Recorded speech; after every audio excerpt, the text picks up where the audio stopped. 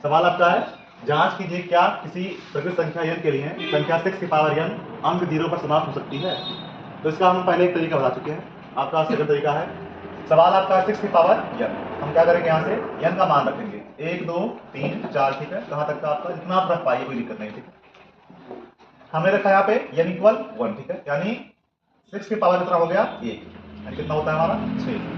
हमने फिर रखा n इक्वल 2, ठीक है, यानी 6 की पावर 2 कितना हो गया आपका 36, ठीक है। फिर हमने रखा 6 की पावर पर n इक्वल आपका 3, यानी 6 की पावर 3, यानी कितना हो गया आपका 216।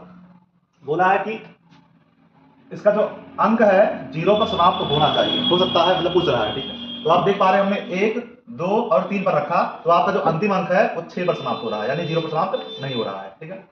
इसी प्रकार से आप और रखेंगे तो 0 पर समाप्त ये नहीं होगा।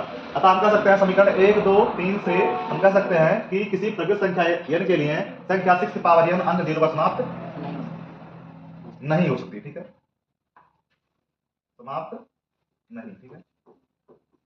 समाप्त होने के लिए आपका अंतिम अंक 0 होना चाहिए, जहां पे आपका 0 हो नहीं पा रहा है, ठीक है। आप कुछ भी रखेंगे, यहाँ 6 की पावर 4 रखेंगे, फिर भी आपका 6 गुणे 6 गुणे 6 गुणे 6, ठीक है, यानी 36 गुणे 36, ठीक है। अब 36 हो जाएगा ना, आपका जो इकाई अंक है हमेशा 6 ही प्राप्त होगा, ठीक है। और बोल क्या रहा है, आपका इकाई अंक 0 पर समाप्त होना चाहिए, जो कि असंभव लग रहा है, ठीक है।